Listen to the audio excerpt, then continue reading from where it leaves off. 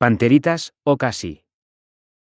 Los seres humanos llegamos constantemente a convenciones colectivas sobre lo que es real y lo que no, dependiendo, en ocasiones, el concepto de realidad más de un consenso general que de unos hechos objetivos.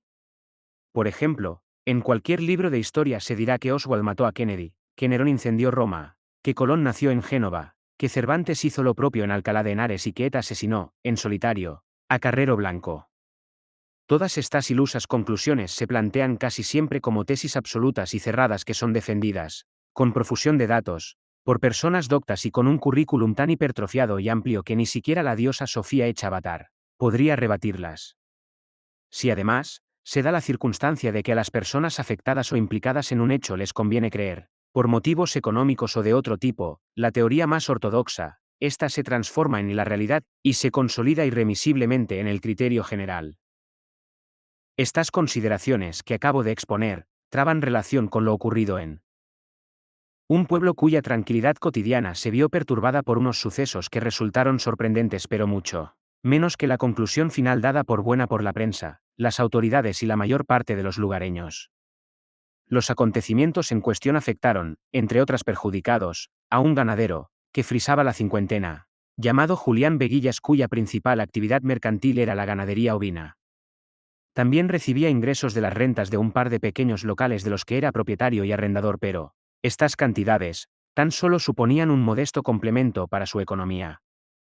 La mañana, de finales de julio, en la que comenzó su pasajero y extraño amago de Calvario, nuestro protagonista se desperezaba y, con una taza de café solo que era más oscuro que una ceguera permanente, intentaba despejarse para adquirir valor suficiente con el que comenzar la jornada. Cuando el café empezaba a tener éxito ya surtir los efectos deseados, recibió una inusual por temprana y llamada de teléfono. El aparato móvil, que clamaba parpadeante desde la encimera, pedía ser atendido, cosa que el interesado hizo en cuanto se quitó la sorpresa de encima y reaccionó.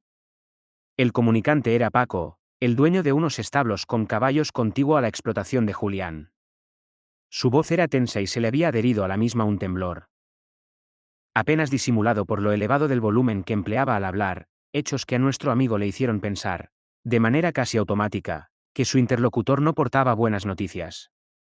Paco le hizo un desordenado e incoherente resumen de lo que había ocurrido y concluyó informándole de que ya había llamado a la Guardia Civil. Ha vuelto a pasar, pensó el empresario ovino antes de colgar el teléfono. Se le había olvidado dar las gracias a Paco por avisar, pero seguro que él comprendería la omisión. Efectivamente, las noticias no eran buenas y tenía que acudir a su finca ovina cuanto antes, así que respiró hondo, cogió las llaves del coche y se dirigió sin dilación, dejando a medias la tostada que estaba ingiriendo, a comprobar con sus propios ojos el desastre recién acontecido. La granja en cuestión estaba limitada por un cercado que, en su parte inferior, estaba formado por cemento y hormigón y en la superior, por una recia malla metálica que no era demasiado tupida. Esta característica permitía ver desde el exterior una buena parte de la explotación. Dentro, la finca tenía dos espacios, uno exterior y otro interior, una nave, para que las ovejas pudieran refugiarse de las inclemencias del tiempo. En la nave había dos compartimentos separados del área principal, que era diáfana, por puertas y vallas de hierro por si hubiese que separar a alguna o algunas ovejas por alguna razón. Toda la finca estaba sembrada de pesebres y abrevaderos. Al llegar al lugar de los hechos, Julián vio que había 4 guardias civiles, a 2 los conocía de vista, y una decena de curiosos que, con incomprensible rapidez, habían acudido al lugar avisados por algún tipo de intuición infusa que existe en este país, y puede que en todos, cuando se produce algún hecho anómalo. Aparcó el coche y salió de él apresuradamente. Saludó casi sin mirar a los agentes y a Paco mientras se dirigía al portón de la finca, lo abrió y entonces sí que los miró sucesivamente a la vez que les habló. Ya pueden ustedes pasar. Gracias por todo, Paco dijo antes de pasar al recinto. El ganadero estaba tan nervioso y tenía tanta prisa por entrar en la finca que no había hecho intención de verla hecatombe a través de la malla. En cualquier caso, una vez dentro, el espectáculo le pareció más fantástico e irreal que en los comentarios y relatos, casi siempre balbucientes e inconexos, de amigos y conocidos que decían haber presenciado algo parecido.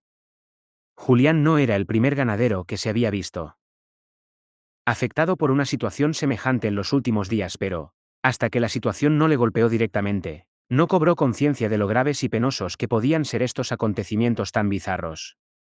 Las ovejas yacían en el suelo muertas con aspecto momificado y reseco. Todas ellas mostraban un orificio limpio y profundo en su cuello por el que se supone que los atacantes habían succionado y absorbido todos los elementos líquidos de cada ejemplar. Este panorama dejó momentáneamente casi sin fuerzas ni ánimo al dueño del ganado, quien a duras penas podía mantenerse en pie y caminaba, con lentitud mecánica, entre los cadáveres. Los agentes, por su lado, estuvieron haciendo fotos, tomando muestras y formulando, de vez en cuando, preguntas al azorado ganadero, que contestaba con la precisión que su escasa concentración le permitía. Este proceso duró aproximadamente 5 o 6 minutos, que fue el tiempo que necesitaron los guardias civiles en llevar a cabo las actuaciones básicas. Ya estaban fuera de la finca tanto los agentes como el afectado, que acababa de cerrar el portón, cuando éste divisó cómo, a lo lejos, se perdía en la espesura un felino que parecía un leopardo oscuro. Alarmado por la visión, el hombre gritó a la vez que señalaba un punto con el brazo y el índice extendidos. «Mirad allí».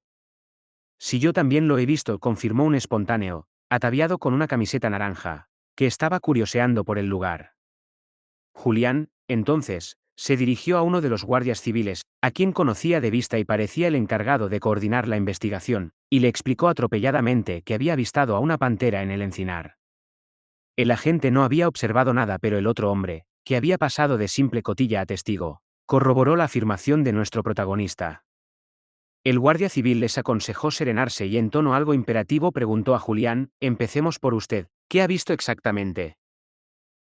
El interpelado explicó que había visto una pantera negra, pero que no podía definir de qué especie se trataba, ya que las circunstancias no le habían permitido focalizar correctamente la mirada. «Me pareció que el felino era más estilizado que un jaguar, pero, en realidad, no estoy seguro. Iba andando a paso ligero hacia el interior del bosque y le perdí de vista», narró el interrogado de manera poco concluyente. El interpelante, con la mirada, consultó al otro testigo inquiriendo algún detalle complementario. «No tengo nada que añadir. Yo creo que era algo más alto y alargado que un pastor alemán, pero no lo puedo asegurar. Hay mucha distancia». «Pasó al lado de esa roca», informó mientras apuntaba con el brazo a una peña, de unos 2 metros de altura, que se situaba en los límites de la zona boscosa. «Esa roca está de 300 a 350 metros de aquí». «Puede ser un error de apreciación en el tamaño del animal», pensó en alto el guardia civil. Inmediatamente después, se acercó a sus compañeros y estuvieron hablando en voz baja. Cuando terminaron su corta conversación, se dirigieron al perjudicado y le citaron para que acudiese al cuartel a las 5 de la tarde, en ese mismo día, con el fin de tomarle declaración con más tranquilidad y hacerle unas preguntas sobre el incidente. También le pidieron que llevase una determinada documentación relacionada con su negocio.